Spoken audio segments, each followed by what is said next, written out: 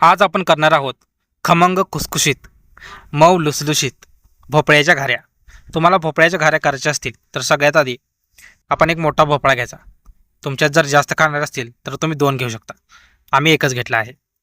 तो एक भोपळा घेऊन त्याला आधी फोडून घ्यायचा. इळ्यानं किंवा कुऱ्हाडीनं तुम्ही फोडून घेऊ शकता किंवा चाकूने देखील तुम्ही कापू शकता. तुम्हाला जे सोयीचं वाटेल ते तुम्ही बघू शकता. आता व्हिडिओमध्ये दाखवल्याप्रमाणे तुम्ही असा भोपळा कट करून घ्यायचा. भोपळ्याचे 2 भाग झाले बघा. मग आता पुढची स्टेप काय करायची माहिती आहे? पुढची स्टेप म्हणजे आता हे भोपळा घ्यायचा आणि विळतीवर किंवा चाकूने तुम्हाला जमेल तसं कापून घ्यायचा.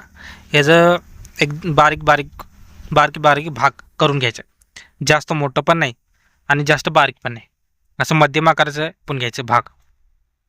चला तर.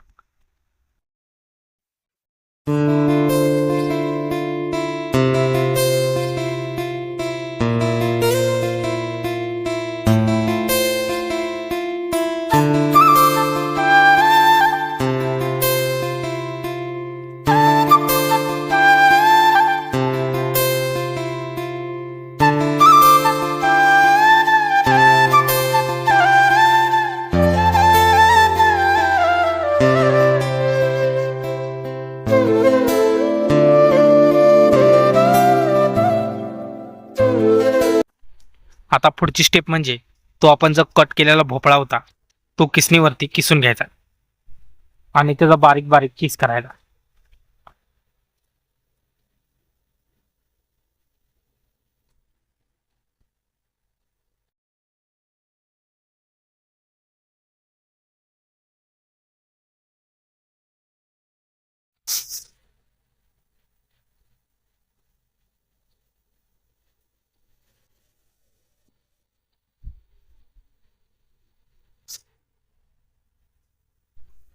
अशाच पद्धतीनं सगळा भोपळा किसून घ्यायचा.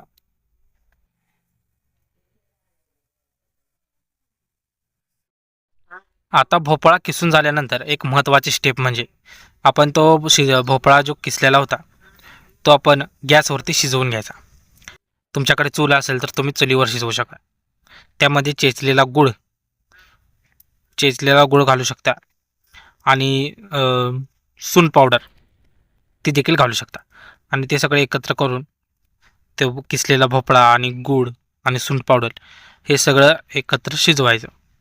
त्याला पाणी सुटते तोपर्यंत, ते पूर्ण शिजत नाही तोपर्यंत शिजवून घ्यायचं. चला तर मग शिजू देऊया.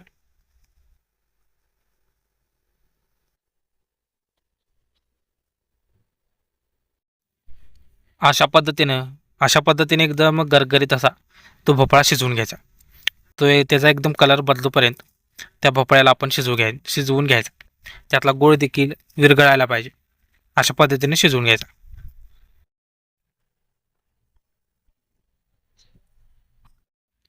आता पुढची स्टेप म्हणजे तो भोपळा शिजल्यानंतर त्या शिजलेल्या भोपळ्यामध्येच का नाही गव्हाचं पीठ घालायचं.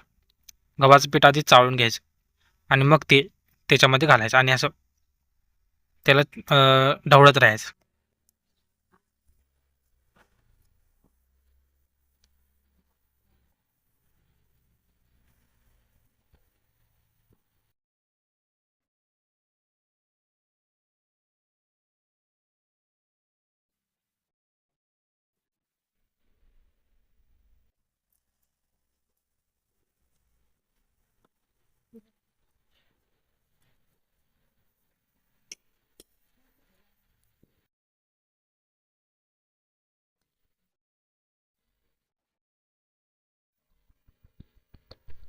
हे सगळं मिश्रण थंड झालं की त्यानंतर ह्या सगळ्या पिठाचा गोळा करायचा, म्हणजे सगळं मळून घ्यायचं आणि त्यानंतर आपण थोडा वेळ ठेवायचा आणि त्यानंतर मग लाटायला सुरुवात करायची. अशा पद्धतीने तुम्हाला जेवढ्या लागतील तेवढ्या बारक्या मोठ्या अशा लाटून घ्यायच्या.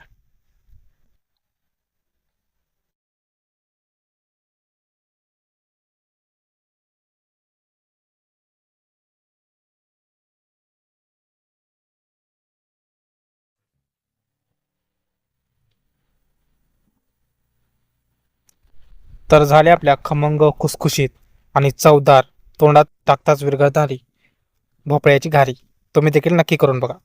धन्यवाद.